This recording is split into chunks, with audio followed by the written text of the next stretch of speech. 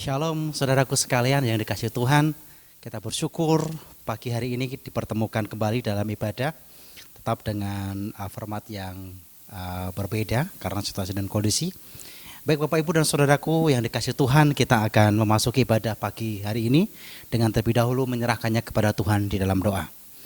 Bapak, kami membawa hidup kami bersama-sama dengan segenap orang percaya yang beribadah bersama-sama dengan kami. Engkau kiranya hadir memberkati dan menolong kami supaya saat ini menjadi saat perjumpaan kami dengan Engkau dan kami boleh mengalami Engkau dan bertumbuh di dalam Engkau. Menyerahkan ibadah ini dari awal sampai akhir, Allah memberkati, dan setiap yang menyaksikan tayangan ibadah ini, kiranya Allah jamah dan Allah juga memberkati hidup mereka. Dalam nama Yesus kami menyerahkan dalam pimpinan dan kontrol Allah. Haleluya. Amin.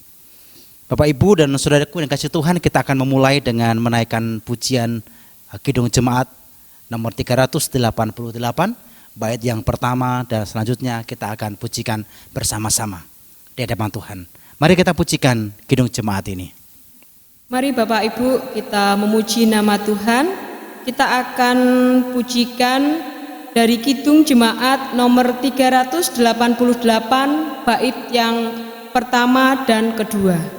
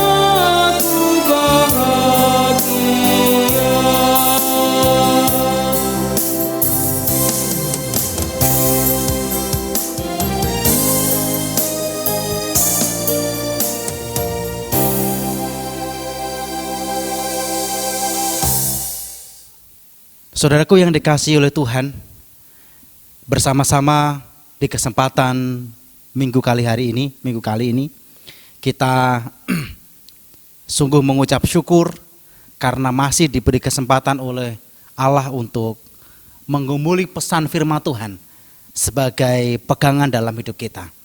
Nah, minggu kali ini kita akan mengangkat satu teks firman Tuhan dari kitab Filipi, pasal yang keempat, ayat yang ke-12 sampai 13.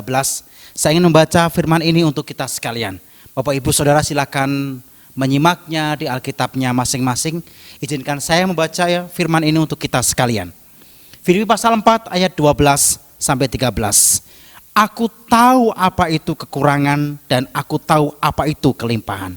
Dalam segala hal dan dalam segala perkara tidak ada sesuatu yang merupakan rahasia bagiku.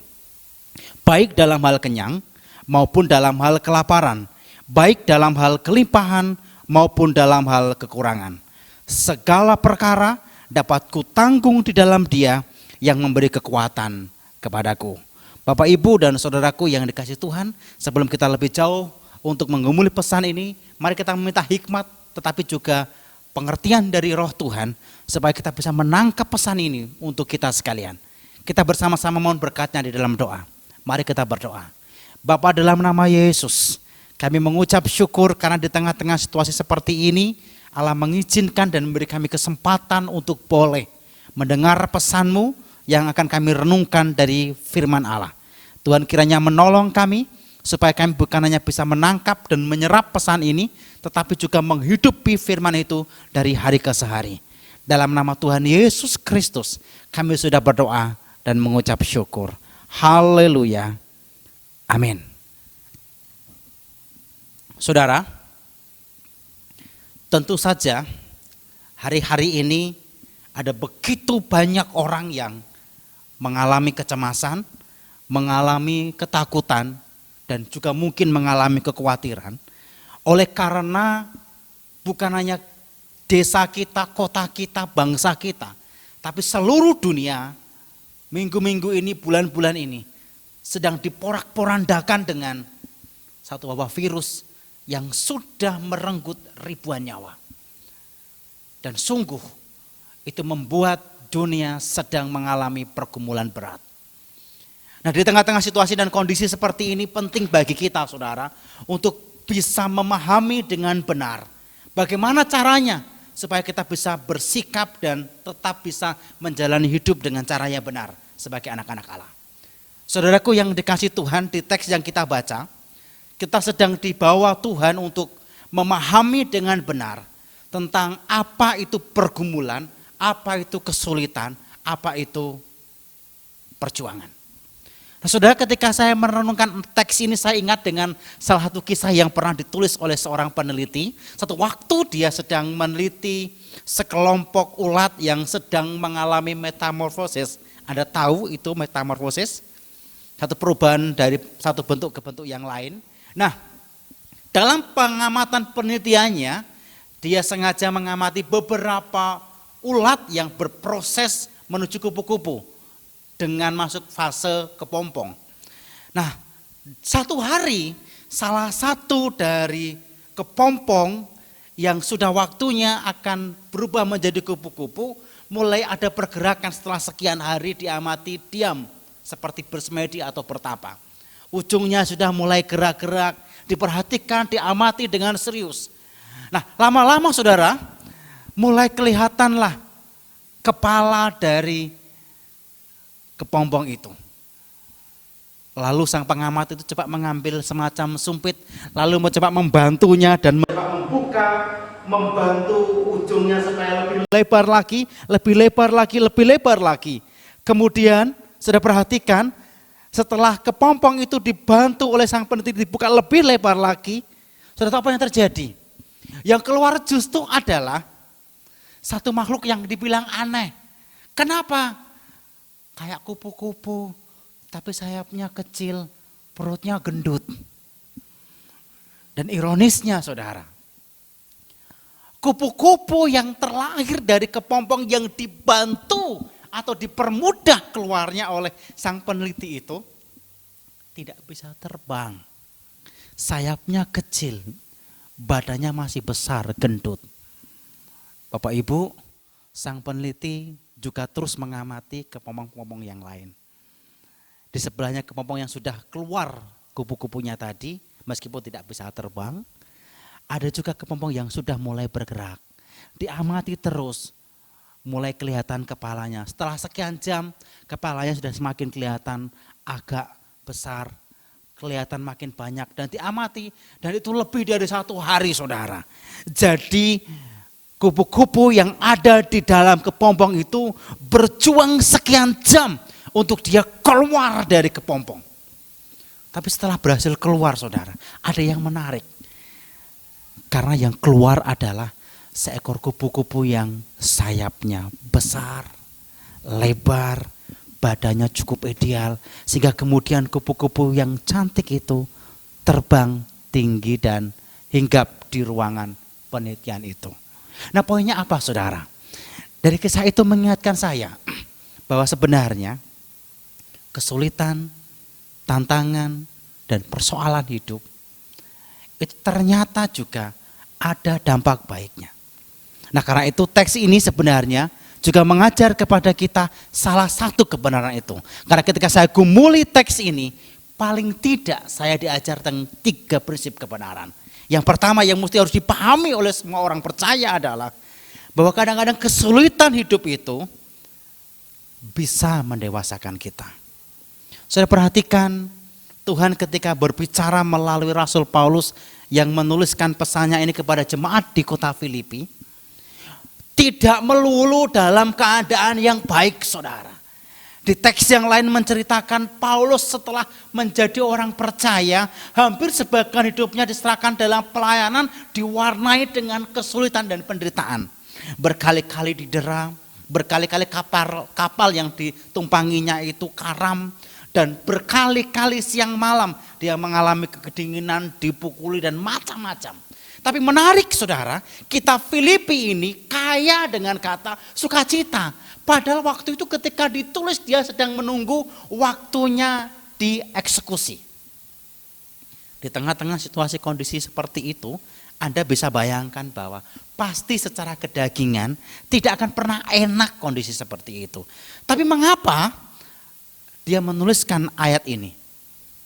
Tentu karena pengalaman pergumulan hidupnya membuat dia tahu betul bahwa sesungguhnya dinamika hidup membuat dia terus memahami tentang esensi hidup yang benar di dalam Tuhan. Nah, Bapak Ibu dan saudaraku yang dikasihi oleh Tuhan, Paulus dengan jelas mengajar kepada kita bahwa orang akan bertumbuh dengan bagus karakternya bukan ketika ada di semua keadaan baik, semua sukses, berjalan lancar. Tetapi kadang-kadang di tengah situasi kondisi yang tidak baik pun, ketika diresponi dengan cara yang benar, itu menghasilkan pertumbuhan karakter di dalam Kristus. Apalagi ketika orang itu terus menyandarkan dirinya kepada firman Allah dan kuasa Tuhan. Nah, saudaraku yang dikasihi oleh Tuhan Yesus Kristus, tentu saudara pernah mendengar hamba Tuhan yang berkata, untuk bisa belajar menjadi orang yang lebih sabar, biasanya Allah justru mendatangkan orang yang menjengkelkan. Di tengah-tengah ketika menghadapi orang yang menjengkelkan, disitulah kesempatan Anda untuk belajar menjadi lebih sabar. Amin. Nah, oleh karena itu saudaraku yang dikasihi Tuhan, hari-hari ini, minggu-minggu ini, kita juga sedang diperhadapkan dengan situasi yang mengguncang hidup kita. Aktivitas kita dibatasi, kita mencari nafkah juga mungkin agak ketakutan. Interaksi dengan orang lain juga diwarnai dengan kecemasan. Mungkinkah dia suspek? Apakah jangan-jangan nanti saya tertular? Bagaimana nanti ketika saya pulang menularkan ke orang yang lain? Saudara, mari kita sikapi situasi kondisi ini yang sulit, yang tidak mudah dengan cara yang benar, dengan cara yang bijak. Membuat kita jangan sampai ketakutan, khawatir, gelisah yang berlebihan. Tapi sikapi dengan cara yang arif dan bijaksana. Supaya kita terus bertumbuh di tengah-tengah situasi dan kondisi seperti ini.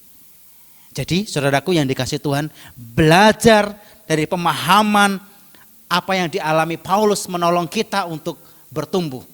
Perhatikan ketika Paulus berkata, aku tahu apa itu kekurangan dan aku tahu itu kelebihan.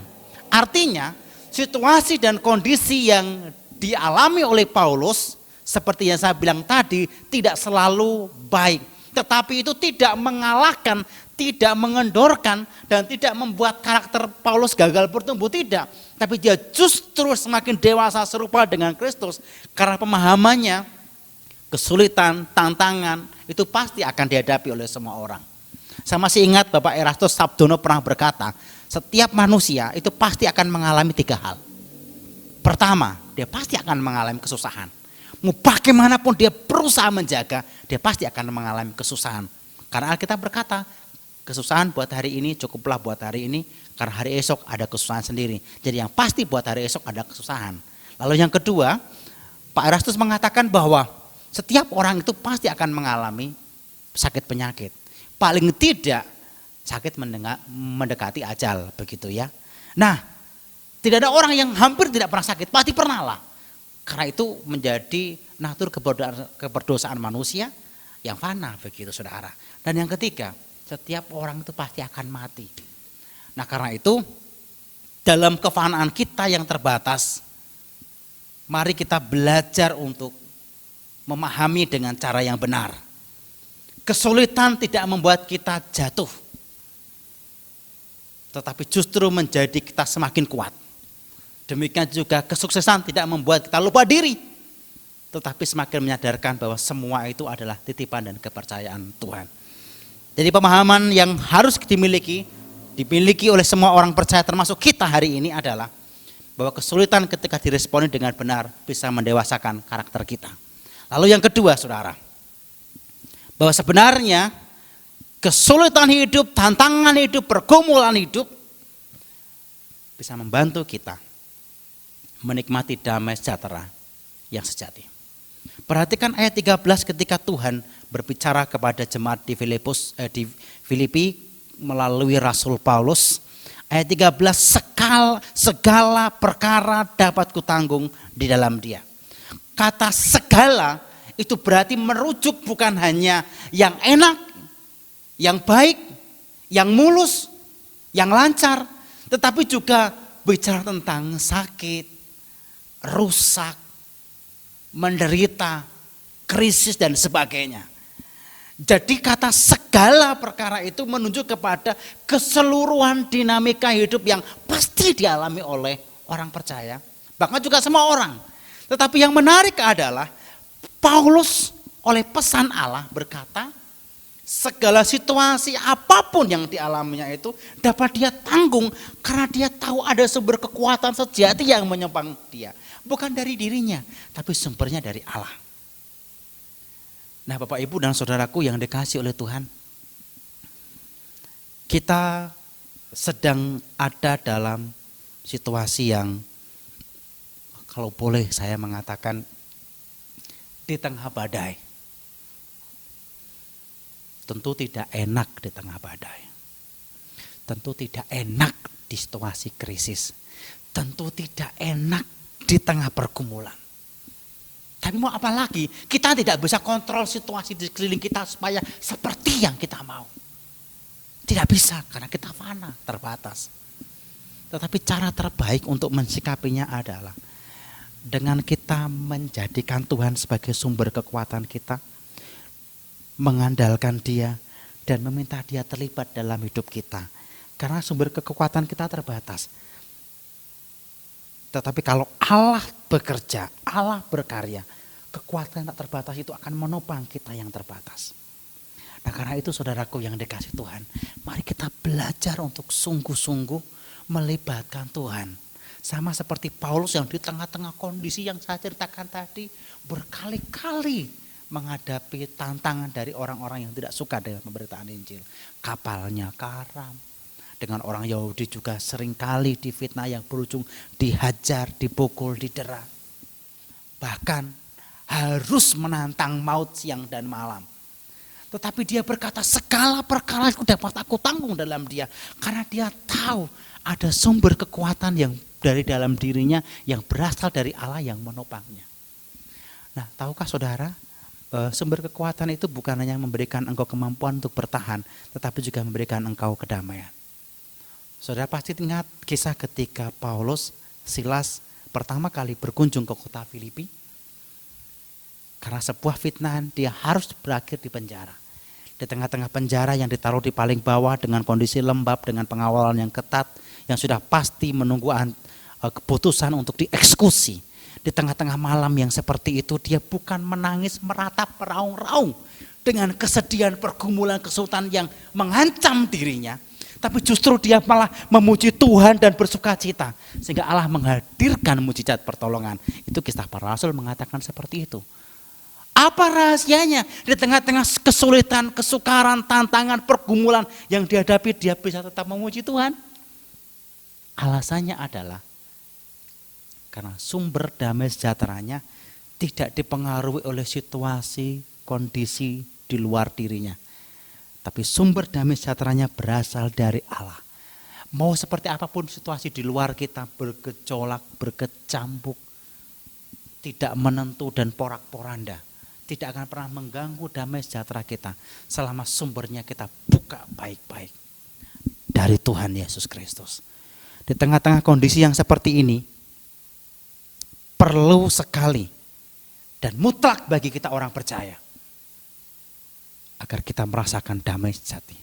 Supaya letak damai ini bukan dipengaruhi ketika semua sehat, keadaan baik, keuangan lancar, bisnis lancar, pekerjaannya menghasilkan sesuatu yang membahagiakan. Bukan itu.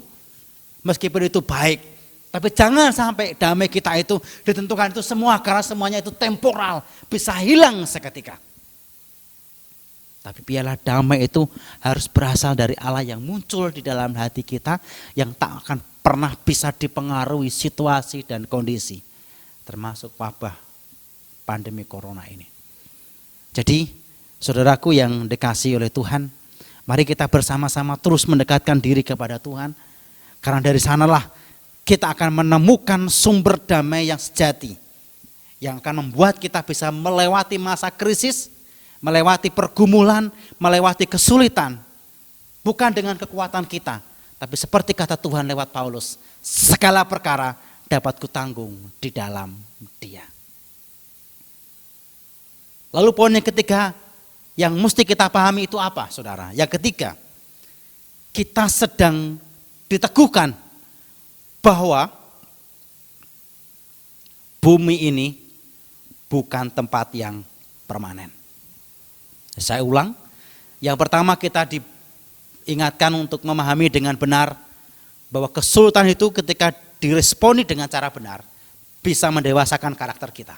Lalu yang kedua, kesulitan hidup itu akan membantu kita menikmati damai sejahtera yang sejati. Dan yang ketiga, kita sedang disadarkan bahwa bumi ini bukan tempat yang permanen. Saudaraku yang dikasihi oleh Tuhan, tentu saudara pernah membaca dan seringkali mendengar firman Tuhan diberitahukan bahwa bumi ini dan segala isinya sedang berlalu menuju kebinasaan. Dan kalau Anda teliti membaca Matius pasal 24 ayat 7 dan 8 yang memberitahukan kepada kita tentang tanda-tanda akhir zaman, maka semakin jelas dan genaplah bahwa hari-hari ini menjadi rangkaian semacam rentetan yang semakin menegaskan bahwa hari datangnya Tuhan semakin dekat. Nah, itu akan menjadi sangat paradoks bagi mereka yang menginginkan bumi ini menjadi tempat yang permanen untuk mereka tinggal. Dengan cara mungkin membangun kekuasaan, membangun dinasti, mengejar dunia, mengejar kepada pencapaian-pencapaian yang bersifat fana, menimbun harta, membangun kekuasaan dan sebagainya. Percayalah, itu semua akan runtuh dan sia-sia. Karena semua itu tidak akan pernah berlangsung stabil. Hari ini kita diperhadapkan dengan fakta. Bahkan negara yang superpower pun gonjang-ganjing.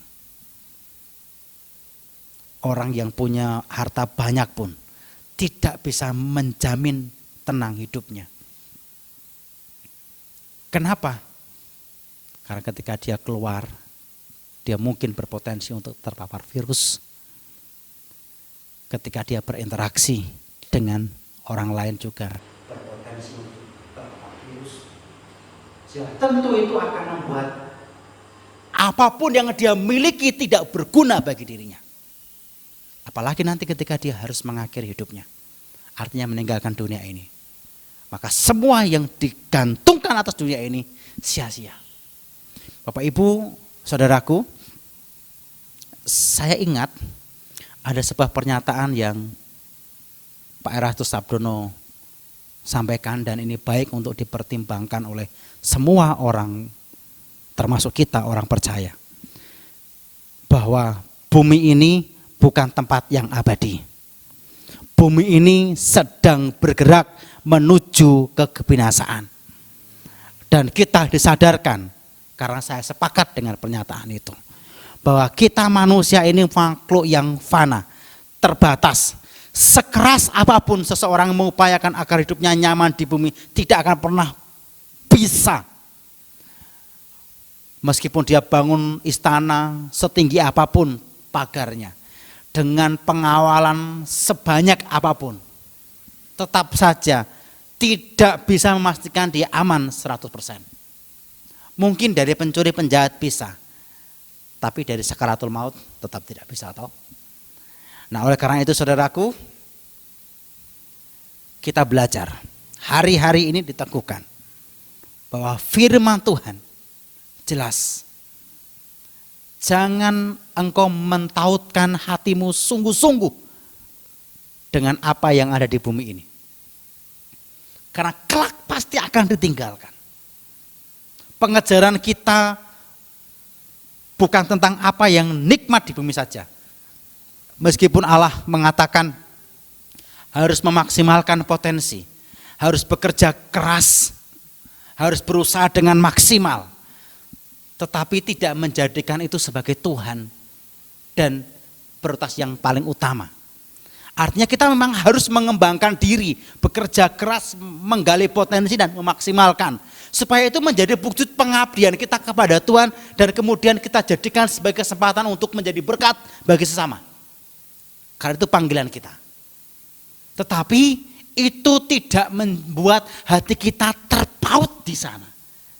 Karena langit baru, bumi baru, rumah Bapa di surga, itu yang menjadi prioritas kita. Tapi di bumi kita bekerja dengan keras, menggali potensi, memaksimalkan, menjadi berkat buat sama. Jadi saudara, dari perenungan kita hari ini, kita diminta dan diajar Allah untuk memahami dengan benar esensi dari pergumulan, kesulitan, tantangan hidup. Dari teks ini kita belajar 3 prinsip. Pertama, kesulitan hidup ketika disikapi dengan benar, itu akan mendewasakan karakter kita.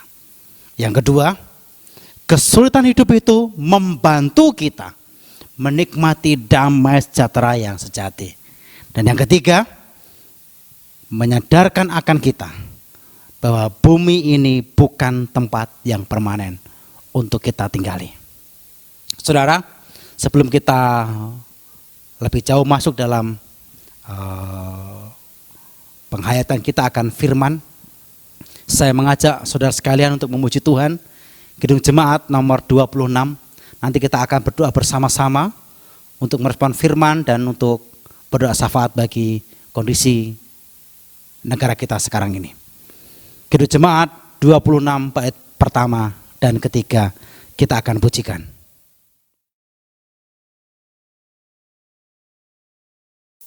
Mari kita pujikan Kidung Jemaat nomor 26 bait pertama dan kedua.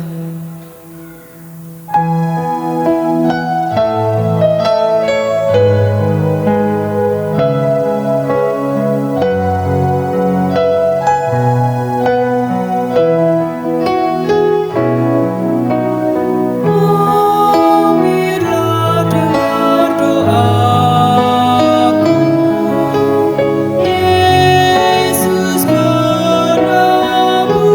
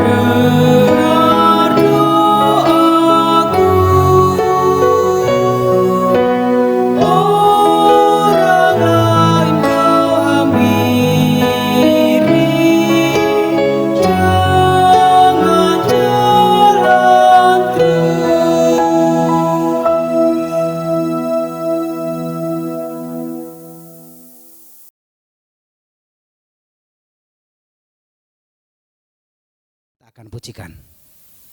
Kita bersama-sama masuk dalam doa untuk meresponi firman dan berdoa bagi pergumulan bangsa kita sekarang ini. Bapak, kami mengucap syukur karena kami tahu Engkau Allah yang peduli dan mengerti akan kehidupan kami. Kami bersyukur karena Engkau mengingatkan kami melalui firman agar kami menjadikan kesulitan hari-hari ini menjadi kesempatan kami untuk bertumbuh dalam karakter. Engkau juga mengajarkan kami bahwa sumber damai sejahtera kami harusnya bukan dari apa yang dunia dan situasi kondisi di sekeliling kami yang berikan, tapi harus bersumber daripadamu. Tetapi Engkau juga meneguhkan bahwa memang bumi ini bukan tempat permanen yang bisa kami andalkan, karena semuanya akan mengalami perubahan dan goncangan. Hanya langit baru, bumi baru, rumah Bapa di surga lah menjadi tempat permanen yang Kau sediakan bagi semua orang percaya. Dan izinkan hari ini kami berdoa. Kami berdoa untuk orang-orang di sekeliling kami, masyarakat di desa, di kota, dan di negeri kami yang tercinta, yang juga hari-hari ini mengalami pergumulan berat dengan hadirnya wabah yang memporak-porandakan banyak sendi di kehidupan bangsa kami. Kami berdoa Tuhan, kiranya Engkau segera menolong, memakai pemerintah, instansi-instansi yang terkait di dalamnya, supaya segera mungkin dengan kebijakan-kebijakannya bisa menolong supaya tidak semakin memperburuk keadaan. Karena kami tahu semuanya akan terguncang. Bapak kiranya menolong dan memberkati mereka-mereka, saudara kami yang ada di garda depan, para medis, pasien, keluarganya, para relawan, dan semua yang berjuang untuk mencoba untuk mengatasi virus corona ini. Jagai mereka, berkati mereka. Tentu doa kami supaya jangan banyak lagi korban yang berjatuhan. Kami juga tentu berdoa untuk segenap jemaat dan keluarga kami Tuhan. Engkau jagai kami supaya jangan ada satupun yang terpapar. Tetapi tentu bukan hanya keinginan kami yang dipaksakan supaya surga turun ke bumi. Tetapi biarlah kehendak surga, kehendak Bapa terjadi atas hidup kami. Sekiranya memang harus kami tanggung, beri kami kekuatan untuk menanggungnya. Dan sungguh Tuhan, kami menyerahkan bangsa kami, kota kami, jemaat kami, keluarga kami dalam pimpinan dan penjagaan Tuhan. Terima kasih Tuhan, bantu supaya semua segera stabil kembali. Dalam nama Tuhan Yesus kami berdoa dan mengucap syukur. Haleluya. Amin. Mari saudara sekalian, saya jemput untuk bangkit berdiri. Kita akan mengamini pengakuan iman rasuli. Pengakuan iman rasuli, aku percaya kepada Allah Bapa yang Maha Kuasa, Khalik langit dan bumi. 2, dan kepada Yesus Kristus anaknya yang tunggal Tuhan kita. 3, yang dikandung daripada Roh Kudus, lahir dari anak darah Maria. 4, yang menderita di bawah pemerintahan Pontius Pilatus, disalibkan, mati dan dikuburkan, turun ke dalam kerajaan maut. 5, pada hari yang ketiga bangkit pula dari antara orang mati. 6, naik ke surga, duduk di sebelah kanan Allah Bapa yang Maha Kuasa. 7, dan akan datang dari sana untuk menghakimi orang yang hidup dan yang mati. 8, aku percaya kepada Roh Kudus, gereja yang kudus dan am. 9, persekutuan yang kudus dan am, gereja yang kudus dan am, persekutuan orang kudus. 10, pengampunan dosa. 11, kebangkitan daging. 12, dan hidup yang kekal. Amin. Saudara, hari ini kita masih diberi kesempatan untuk memberikan korban kita kepada Tuhan.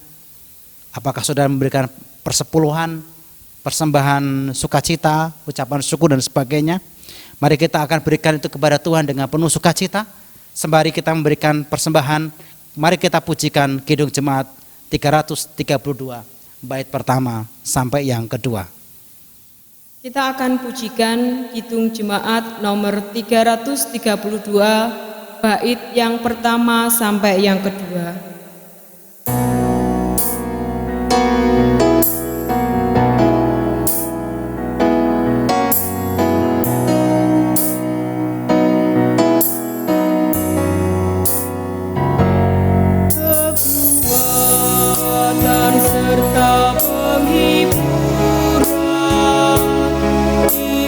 Diberikan Tuhan